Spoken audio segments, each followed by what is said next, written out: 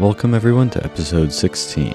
In this episode we will talk about Satan's attacks on the institution of the family, both historical and current. In Genesis chapter 2 verse 24, we can find the biblical basis for a strong marriage and a strong family. The verse reads, "Therefore shall a man leave his father and his mother, and shall cleave unto his wife, and they shall be one flesh." As we talked about in previous episodes, any deviation from this has consequences. There are some other verses that talk about the institution of family as well. And for the next few minutes, we will focus more on fatherhood. 1 Timothy 5:8 reads, "But if any provide not for his own, and especially for those of his own house, he hath denied the faith, and is worse than an infidel." 1 Timothy 3:5 reads, "For if a man know not how to rule his own house, how shall he take care of the church of God?"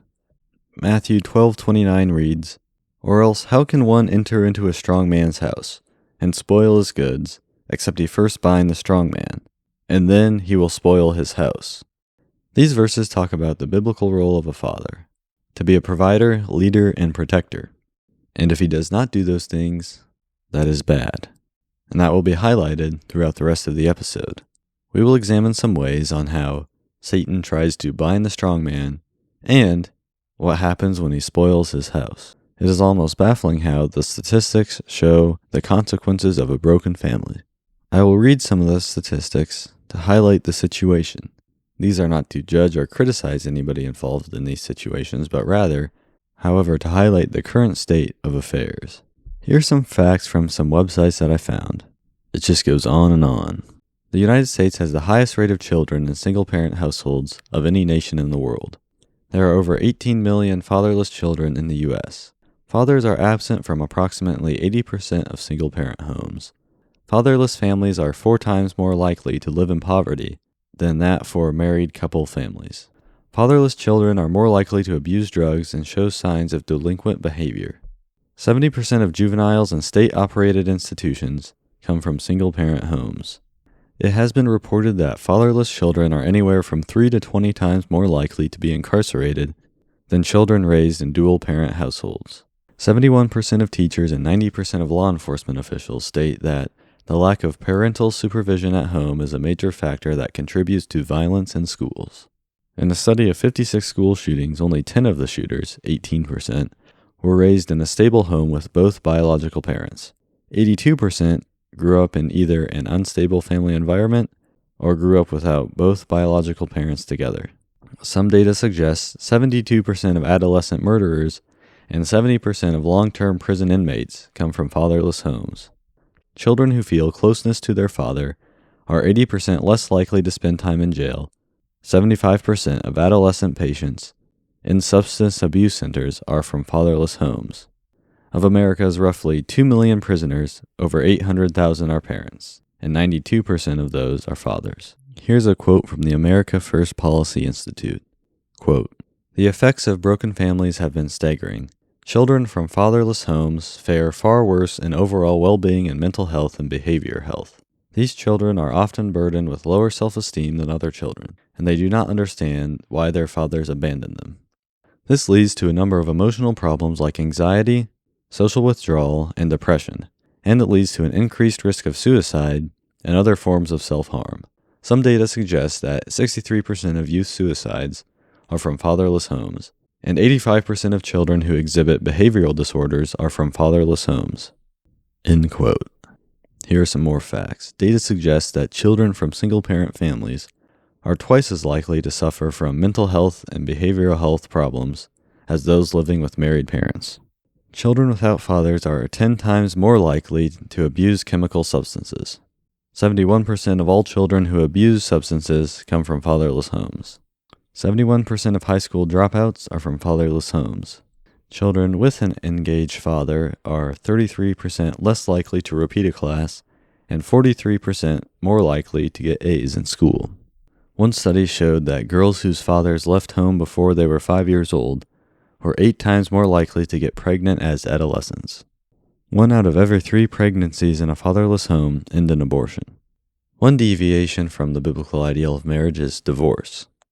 The divorce rate for first marriages in the U.S. is in between 40 and 50%. 60 to 67% of second marriages end in divorce, and for third marriages, over 70% of them end in divorce. Approximately 40% of children in the U.S. experience parental divorce by the age of 18. Individuals who regularly attend religious services are 14% less likely to divorce compared to those who do not.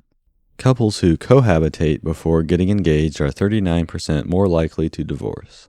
Here's a quote from an article in the World Psychiatry Journal, titled, "Parental Divorce or Separation in Children's Mental Health." Quote, "The U.S. has been a leader in family change with an early and high increase in divorce, rising in the late 1960s, followed by an explosion in non-marital birth with or without cohabitation." Further in the paragraph reads, "Today, only about 60% of U.S. children live with their married biological parents, a low second only to Latvia." Here's some more quotes.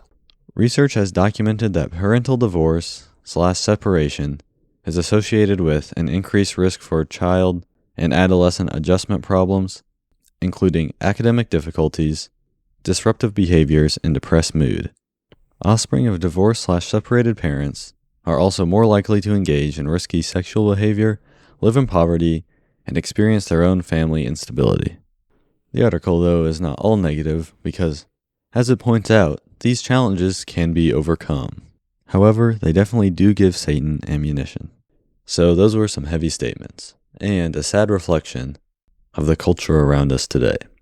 So next, I would like to highlight what are the forces working behind the scenes that caused us to get to this situation today. First, I would like to mention that a lot of the spiritual warfare topics that were discussed in the interviews with Mark Schmidgall are relevant to this episode as well. In this episode, though, we will do a deeper dive into some more specifics. We will look at some cultural influences in the world around us that Satan uses to tear apart God's ideal design. First, I'd like to mention television.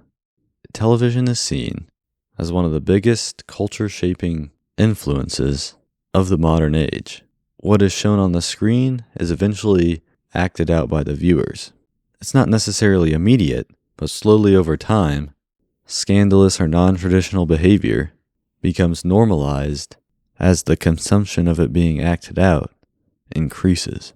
Hollywood drives people's perception of fashion, romance, friendship, and among many others, family. Divorce and mixed and broken families are shown, and also individual figures of the home are portrayed in certain ways. Specifically, there's a trend in how fathers are portrayed. Here's a quote from an article from the Southern Seminary. The article is titled, "The Portrayal of Fathers in Popular Media." Quote, "At best, television dads are nominal or figurehead leaders of the home, but at worst, they are relegated to the intellectual level of the family pet. This farcical portrayal of dads has deteriorated to the point that to not see the role of men belittled or ridiculed would seem ironic or nostalgic." Another quote reads, quote, "The changing portrayal of the father figures went from positions of wisdom and authority to roles in which their sensibility is called into question or mocked through foolish, humorous portrayals." What this means is that the main cultural influence for millions of children across the country has been and still is pushing unbiblical narratives. And sadly, there is consequences for this. Like I said, when these unbiblical narratives are normalized on the screen, they are eventually normalized in the culture. Just think about the hours that kids spend watching TV programs and what percentage of those TV programs are pushing unbiblical narratives. The second line of cultural attack I would like to talk about is Marxism. This isn't exactly within the scope of this podcast. However, in a nutshell, Marxists in America for the better part of the past century have been looking to destabilize the family institution in order to create cultural crises that destabilize the population, thus stoking the grounds for revolution.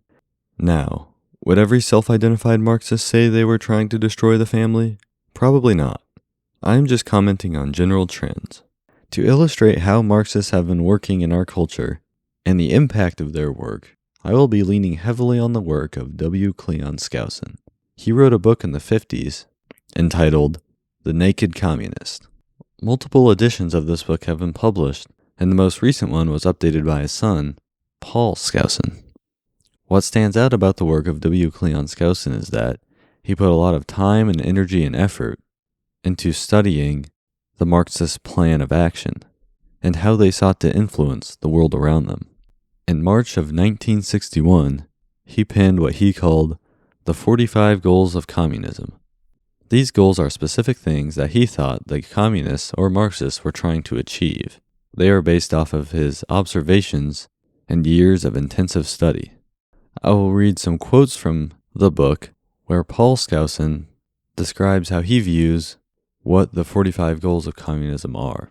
Quote, "The 45 Goals of Communism were first published in the 8th edition of The Naked Communist in March 1961.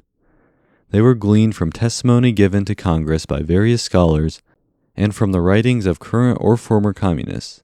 In 1963, these goals were read into the Congressional Record by Albert S. Herlong, Jr., and since that time, they have been shared worldwide." End quote.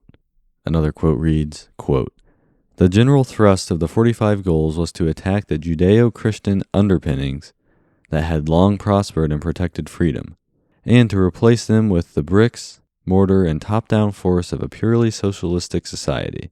Despite the fact that no such utopian society as pure socialism is possible, and that all prior attempts have destroyed civilizations for ages past, the communists and their supporters put forward the same formula anyway.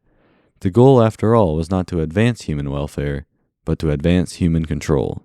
End quote. Another quote reads, quote, "Conquering a nation typically comes about in one of two ways. The first is to attack it militarily and compel the people into obedience. The second is to corrupt the institutions that keep people unified and raise up leaders who promise to stabilize the chaos, establish order, and return a sense of security." So that gives a framework of the thrust behind these writings. I will not read all 45 goals, as they touch on a variety of different topics. However, I will read the ones that are related to family, because as I mentioned in my nutshell analysis, the institution of family is in the crosshairs of the Marxists. And the reason why, as we heard in this quote, is because it is an institution that keeps people unified, keeps them focused on something else other than revolution. And revolution is the ultimate goal of Marxists. So without further ado, here are some of the goals. Goal number 24. Eliminate all laws governing obscenity by calling them censorship and a violation of free speech and free press. Remember, pornography is abuse, not free speech. Goal number 25. Break down cultural standards of morality by promoting pornography and obscenity in books, magazines, motion pictures, radio, and TV. Remember how we talked about how Hollywood and the screen normalizes scandalous and non-traditional behavior. Goal number 26. Present homosexuality, degeneracy, and promiscuity as normal, natural, and healthy. Goal number 40. Discredit the family as an institution. Encourage promiscuity and easy divorce. Goal number 41. Emphasize the need to raise children away from the negative influence of parents. Attribute prejudices, mental blocks, and retarding of children to suppressive influence of parents. I will also mention that Paul Skousen believes that 44 out of 45 of these goals have been successfully accomplished. Really, they kind of speak for themselves.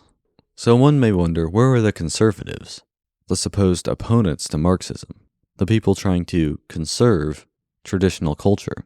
Well, I will read one quote that describes where the conservatives are at.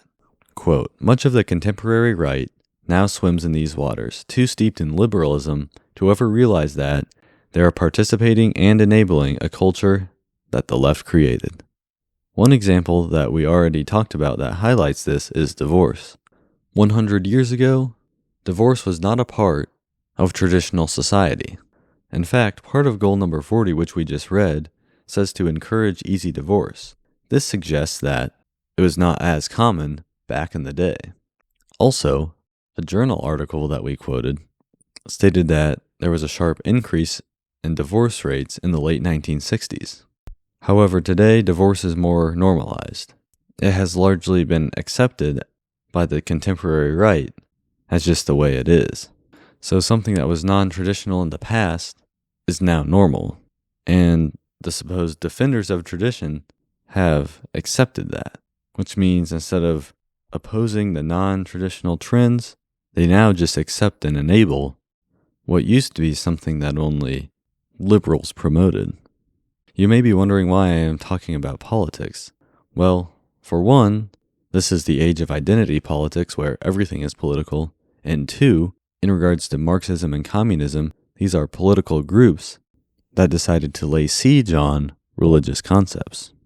For the second part of this podcast, I would like to take a walk through history. For this historical analysis, I heavily lean on the work of Nancy Pearcey in her book, The Toxic War on Masculinity. I have referenced this book before, but I would again like to highlight the great quality of this book. So, how did family trends in our country shape and shift over time?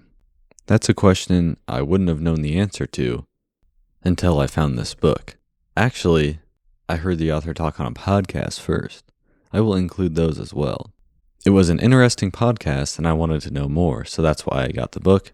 And, as I've already said, I'm very glad that I did. So other than the Garden of Eden, where did this all start? Well, where I'm going to start is the pre-industrial revolution in the United States of America. One quick note before I start, the statements that I will make are broad brushstrokes of general trends. There would certainly be exceptions or other ways of interpreting these events, and also, what I will list is not exhaustive. However, I think it is close enough to the target to get the point. I will go through different time periods of our country. The dates that I will use are generalizations to get an idea of the setting of events. And first, I will start in the pre-industrial revolution in the time period of the 1700s to the mid-1800s. The family culture was a lot different at this time. It was more agrarian and artisan-based.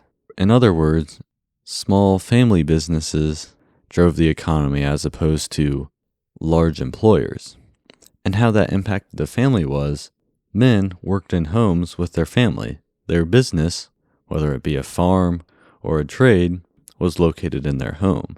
This resulted in a close relationship with their children because they were home all day, and their children can help work within the business. In this economy, the primary goal for the father and the business was to provide for the household and also contribute a service to the community. Obviously, this time period had its own problems, but what we will see is that the departure from this model had significant negative side effects to all aspects of the family.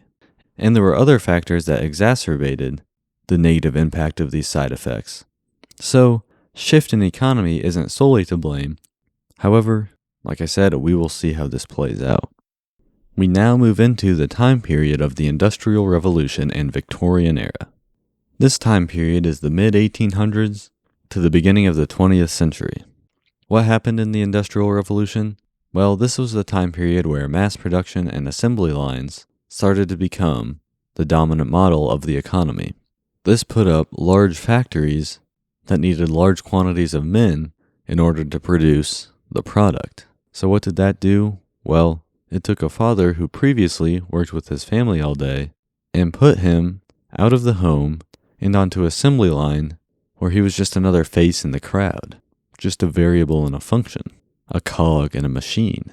That shifted the philosophy of work from working for household gain to working for personal gain. Personal gain meaning moving up on the ladder, gaining a higher position of authority within the work environment for oneself, and competing with other men for that position of supervision or authority. This created a disconnection from work and the family. So how did this impact the environment within the home? Well, with men being gone for most of the day, women or mothers took on roles and responsibilities that were previously fulfilled by the fathers. Exclusive feminine influence became the dominant force for raising children. What that meant was that, since men were out of the home, they were no longer responsible for teaching morals to their children. That masculine presence was not there. This resulted in two things. One, this new work environment created a new set of rough characteristics that men took on. This led women to believe that when the men came home, they needed to civilize or soften these men. And 2, boys were now raised primarily by females. And what that did was it created a whole new generation of young men and boys who had little sense of true masculinity. And now we move on to the secular enlightenment of the 1930s. Secular enlightenment meaning the start of the departure of traditional religious beliefs. We're now getting to a point where these boys who were raised without a sense of masculinity are growing up. These feminized boys are starting to take their place in society. And it turned out that it isn't actually healthy for boys to be over-feminized. This generation started to rebel against and escape the feminine-oriented society that they grew up in. And one can understand the distress that this caused and what these young men went through. However, how it was generally dealt with wasn't actually great. So instead of the solution being returning to the biblical ideals, they simply just traded one devil for another and turned down different, darker paths. These men turned to alcohol and demeaning women as the solutions for their problems. And sadly, these abusive and harmful characteristics that men attributed started to become celebrated and normalized. In fact, as we've mentioned before, Darwinism had an impact on this. Because at the time, Darwinism stated that men were wild, dominant, and aggressive. You may be thinking that this sounds like actual toxic masculinity. And sadly, if you did think that, you are correct. Various social reforms defined the political scene of the early 1900s, 2 of the main ones being prohibition and women's suffrage, though a few decades earlier, abolition is in the mix as well. One of the main drivers of the prohibition movement was that women were desperately seeking a solution for alcoholic and abusive husbands and fathers. Groups like the American Temperance Society, Women's Christian Temperance Union, and the Anti-Saloon League were formed, and many of these were led and driven by women. The women's suffrage movement was driven by the loss of trust and lack of respect for the leadership of men. The harmful characteristics that men adopted now define manhood and masculinity. So I guess as one would expect, this caused a lot of women to demonize or have a negative perspective or view of the opposite gender. These women who saw themselves as victims of a dominant, abusive male society thought that they deserved to have a say in the political systems to offset the abusive structure of men. You may be thinking, that sounds like feminism, and that's because it is. This was the beginning of feminism as a collective ideology in the United States. And actually, as a side note, the core philosophy hasn't really changed much. However, the way it's manifested itself throughout the generations, typically referred to as first wave, second wave, third wave, etc., has been different. That brings us to the modern era, the 1960s to the 1990s. The demonization of men is carried on through this era. This causes men to become sad and disconnected from responsibility. This is where the second wave of feminism is kicked off. The first wave was defined by social reforms. The second wave was defined by women seeking traditionally male roles within society. As men drifted farther from their sense of responsibility, women now started to view them as incompetent. And that brings us to our current situation, the 21st century. And what we have on our hands is a generation of men who are defeated. They are under the pressure of multi-generational layers of demonization and feminization and have grown up in broken homes with no clear guidance or direction to create a sense of morals or masculinity. Boys and young men today are raised more by their peers than by a father figure. And that has led to, as many people report, a loss of drive and motivation, underperformance in schools, and increase in violence by young males. Masculine characteristics are seen as inferior to feminine characteristics. And as for the feminists, even though they've got pretty much everything they wanted, they're still not satisfied to this day. So, that was a lot to take in. Hopefully, you followed everything up to this point, or at least learned something. Tried to trace general trends over time from the removal of the father from the home during the Industrial Revolution and the consequences that had on family dynamics. We saw how that resulted in boys being raised in a feminized environment, and we saw the consequences of that feminization of men. We saw the reactionary movements of feminism to the rebellion of men, and what the men were rebelling against was an overtly feminized system. The general male trend was to become disconnected from society and responsibility. However, that resulted in society becoming more feminized, which continued to amplify the problem, which made men more sad and women more discontent. And thus, we are led to the point of all the statistics that I read at the beginning of the episode. So yeah, just trying to process all this information to try to wrap this up in a conclusion. Obviously, we started out with the positive biblical model, but then talked about deviations and consequences of what happens when we depart from the biblical model. So one would like to think that maybe there are solutions to the problem. And of course there is the gospel, the good news of salvation and freedom from sin, God's plan for redemption of mankind. But how would that look more practically on a decision by decision level? Well, first I can tell you some things that certainly aren't solutions that sadly many young men are turning to today, which I know of because I am one. And also it can be clearly seen on any given college campus if you spend a few days there, like I have myself as well.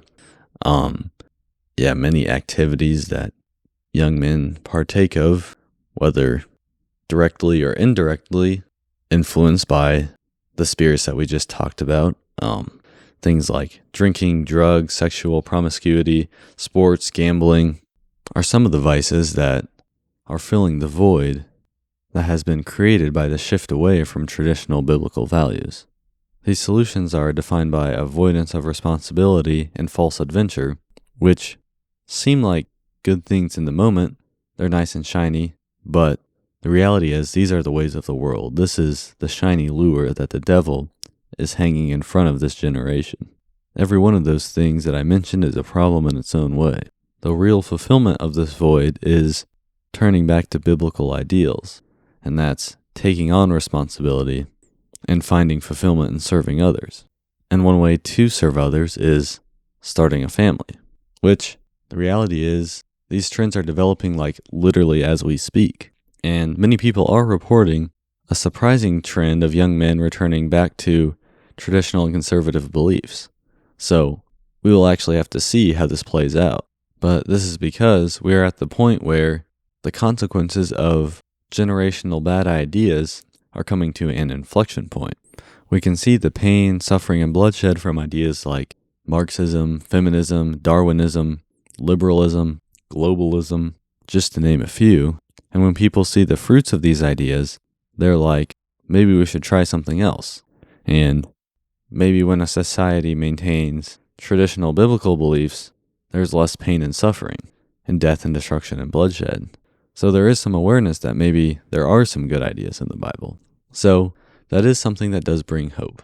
Obviously, there's a lot of work to do and a lot of spiritual need around us all that every Christian has an opportunity to lean into instead of being led astray by the distractions that the devil uses to get us to neglect our responsibilities. Here is a quote that I put together by drawing from many different sources. An individual's experienced reality is created by current and past personal decisions made by themselves and family members along with any given consequence of someone else's decisions. Governing policy also has a significant impact on an individual's life. The state of policy reflects the state of politics. The state of politics reflects the state of the culture. The state of the culture reflects the state of the church. The state of the church reflects the state of its families. The state of the families is downstream from the state of the young men. This is why it is important for men to engage in reality and responsibility instead of instant gratification and false adventure. False adventure is excitement without responsibility. We are far more interconnected as humans than we realize. The consequences of our decisions reach much further than our narrow, limited perspectives. If we do what the Bible says, then we don't have to worry about negative consequences for our decisions. But if we don't do what the Bible says, then there will be negative consequences for our decisions. That is why it is important to allow the Bible to shape you instead of you shape the Bible. So, as a concluding statement, we can observe that there were mistakes that were made in the past. However, we can learn from these and hopefully not repeat them in the future. And there are people who are doing that, and that is good. However, it cannot be denied that there is still a lot of work to do, and that sitting back and thinking we have need of nothing is not a good solution. And when it comes to history, there are many angles to look at things and many factors to consider in complex situations. However, there are general trends that can be highlighted over time. Satan definitely is active, walking around like a roaring lion, looking for whom he may devour. However, it is our purpose in calling as Christians to bring the message of salvation and freedom to the world around us, to show the world that God's ways are better than the world's ways, and that the world's ways have negative consequences, and God's ways are the best guidance for life on this earth. And God's ideals that were set up within the original creation, described in Genesis 1 and 2, are the way to go.